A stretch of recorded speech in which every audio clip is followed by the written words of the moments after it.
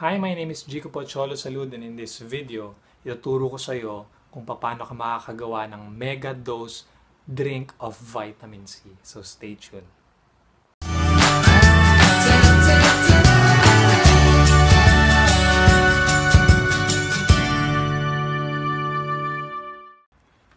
Once again, this is Jico, and itong mega dose vitamin C drink na isi-share ko sa iyo, this is not my original, no?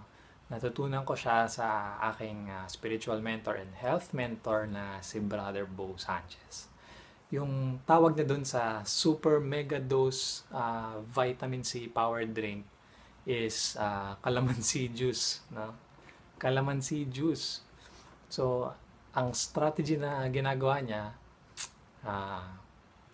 umiinom siya ng purong calamansi juice sa umaga. Pagkagising niya sa umaga, on an empty stomach, no, iinom siya noon yung calamansi juice.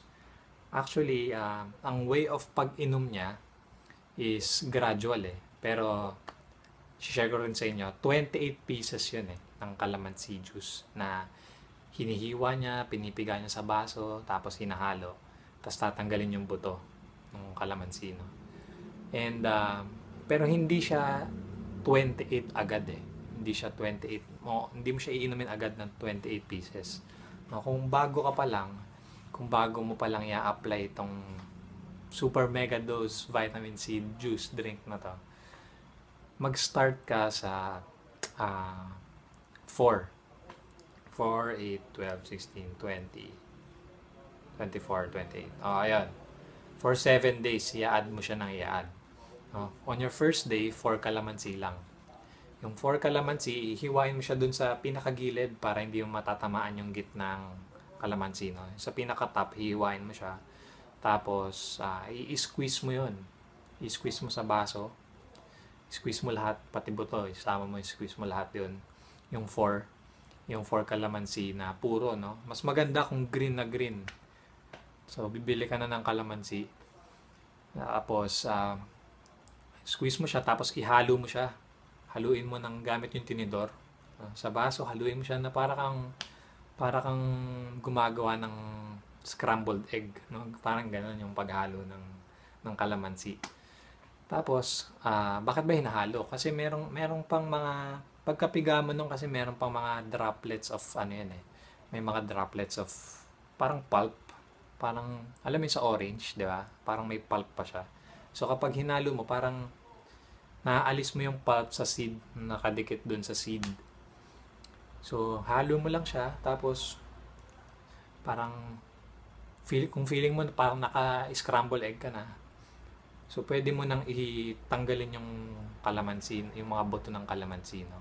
Slide mo lang, no, gamit yung tinidor mo, parang salain mo lang yung buto para matira yung purong calamansi juice, no? Tapos gagawin mo siya on an empty stomach. Maraming benefits kapag ginawa mo siya Yung unang actually kahit pala sa mga acidic, no, parang may mga testimonial siya sa sinabi niya sa akin, no, may mga testimonial siya na kahit acidic, parang umepekto yung calamansi juice drink na yun sa kanya, and hindi na siya naging acidic parang gano'n yun yung huling nabasa ko sa kanya. Ang tawag kasi dun sa nabasa ko, healing habits niya yan healing habits ni Brother Bo. Kung pwede mo ma-search yun, search mo yun sa Google. Pero yun yung parang tip number 1 niya. Marami yun And ako personally, nung ginawa ko siya, una ko napansin, siyempre, maasim. Parang nanibago ko, asim, ganyan. Tapos, parang feeling ko nagro-rosy cheeks ako at that time. Kasi medyo nahinto ako, hindi ako consistent sa pag-inom niya. Pero gusto ko lang i-share din sa inyo para alam nyo. Para alam nyo na may calamansi juice drink na makakatulong sa katawan niya. No? And yun, unang napansin ko, nagro-rosy cheeks ako. And parang feeling ko, ang lakas ng immune system ko. Hindi ako nagkakasakit that time. And yun, it feels good na pwede kang kumain after an hour pala. after 1 hour of drinking calamansi juice, yun, pwede ka nang kumain. And, kaya ang reason kung bakit ganon is because, parang alkaline kasi yun eh. Kumbaga, pag empty stomach, parang na-alkalinize, parang ganun yung term niya. So, basta yun, mas healthy siya kung empty stomach, di ba? Parang buwamera natin, di ba?